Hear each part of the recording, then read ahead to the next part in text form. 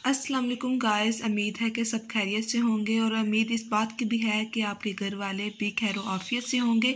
आज मैं आपको जो पढ़ाऊंगी वो है अलीगढ़ तहरीक। ये जो उर्दू अदब की तहरीकें जो कोर्स है BS उर्दू में उर्दू अदब की तहरीकें, उसमें शामिल है अलीगढ़ तहरीक।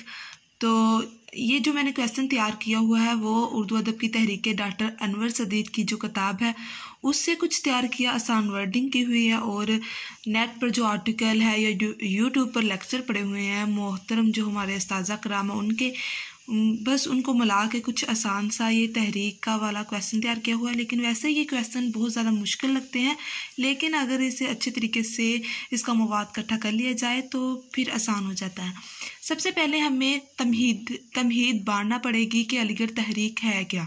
फिर उसके मकासद पर चलेंगे कि कौन कौन से ऐसे मकासद हैं और अदबी खिदमात कौन सी सर अंजाम दी अलीगढ़ तहरीक ने। तो सबसे पहले हम पढ़ते हैं कि अलीगढ़ तहरीक है क्या। दरअसल अलीगढ़ तहरीक का बीज 1857 से पहले सियासी, समाजी, इक़्तिसादी और मजहबी हालात को भी बहुत बेहतर नहीं कहा जा सकता।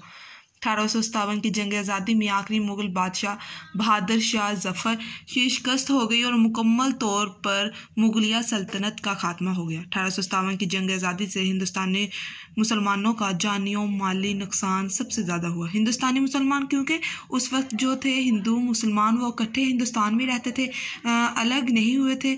फिर इसी वजह से हिंदुस्तानी मुसलमान कहा जाता है।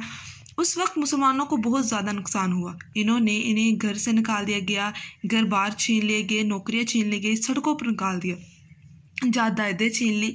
यही बस यहाँ बात की गई है कि इस जंग में मुसलमानों को सबसे ज़्यादा बढ़ चढ़ कर हिस्सा लिया था और अंग्रेज़ों का मानना था कि हिंदुस्तानी मुसलमानों इनके सबसे बड़े दुश्मन हैं। इन सब के सबब मुसलमानों की ज़िंदगी दुश्वार हो गई। कितने मुसलमानों को गदर के इल्ज़ाम में सज़ाए मौत दे दी गई, कितनों के घरों को उजाड़ दिया गया, इनकी जायदादें छीन ली गई और रोज़ी रोज़गार के तमाम रास्ते बंद कर दिए गए।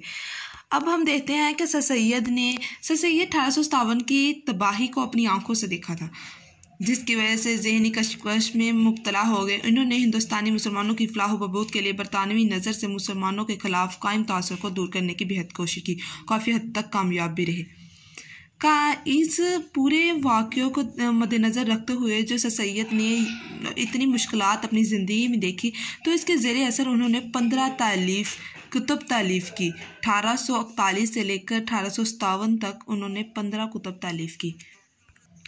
फिर सर सैयद ने इनके रुफ़का भी साथ जो इनके साथी थे, मदरसतुल उलूम एक तलीमी दर्सगाह है जिन्हें इन्हें अलामते यहाँ मिली के एक तहरीक का नाम दिया। फिर ये हमारा हो गया तमहीद थोड़ी सी कि अलीगढ़ कैसे वजूद में आई, सर सैयद ने कैसे काम सर अंजाम दिए। फिर अब देख लेते हैं कि अलीगढ़ तहरीक के जो मकासद है वो कौन कौन से हैं। उर्दू अदब में बहुत सी तहरीकें वजूद में आई, लेकिन अलीगढ़ तहरीक इन तमाम तहरीकों में अपनी इनफरादी शान रखती है। इस तहरीक को मुकम्मल अदबी तहरीक नहीं कहा जा सकता। ये सर सैयद की सियासी, समाजी, मजहबी, इल्मी और अदबी काविशों की वजह से वजूद में आई, इसलिए तहरीक को सर सैयद तहरीक के नाम से भी मरसूम किया जा सकता है। सर सैयद इस तहरीक का पस मंज़र और पेश मंज़र दोनों थे। वो पस मंज़र भी थे और पेश मंज़र भी थे।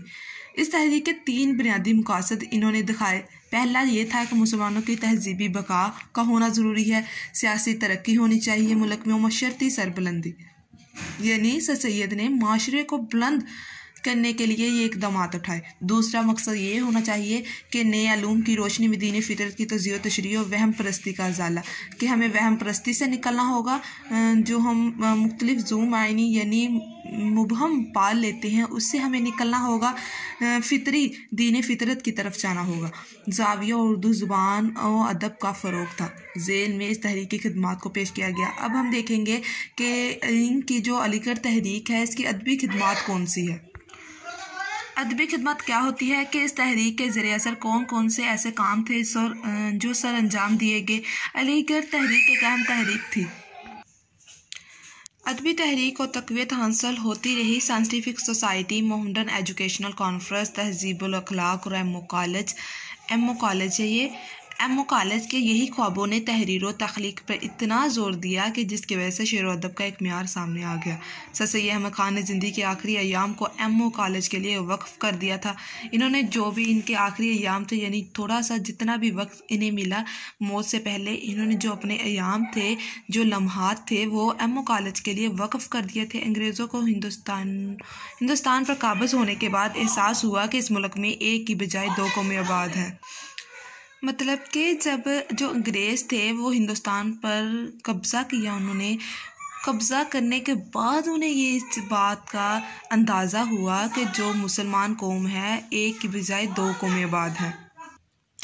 इन्होंने हिंदुओं को सियासी मैदान में आगे बढ़ाने की कोशिश की, जबकि मुसलमानों के लिए इसके दरमियान मज़हब की रुकावट हायल होगी। सर सैयद मुसलमानों के ख़िलाफ़ अंग्रेज़ों के दिलों में जो नफ़रत थी उसको ख़त्म करना चाहते थे, इसलिए इन्होंने असबाब बगावते हिंद लिखी। सर सैयद का मानना था कि मजहबी मामलात में अक़ल का दखल होना चाहिए और बग़ैर अक़ली इस्तदलाल के आँख बंद करके मजहबी मसाइल को कबूल नहीं करना चाहिए, इसलिए उन्होंने तक़लीद की पुरज़ोर मुखालफत की है। इस तहरीक का सबसे बड़ा असर स्वानी और सीरत नगारी पर पड़ा, यानी जो इन्होंने ये असबाब बगावते हिंद लिखी थी, इनका सबका ज़्यादा असर स्वानी और सीरत नगारी। फिर शोरा ने स्वाने नगारी और सीरत नगारी पर किताबें लिखना शुरू कर दी। इस तहरीक के ज़रिए सर सैयद ने खतबात अहमदिया, मौलवी चिराग अली के रसाइल और नज़ीर अहमद दहलवी के किताब उम्महाते उम्मा में इन हक़ाइक़ जो बयान किया। शिबली नुमानी ने इस तहरीक के ज़रिए से सीरत नगारी को मौजू बनाया। शिबली ने सीरतन नबी सा फ़ारूक मामून और औरंगज़ेब आलमगीर पर एक नज़र जैसी किताब लिखी। आईने अकबरी का तर्जुमा भी किया इन्होंने।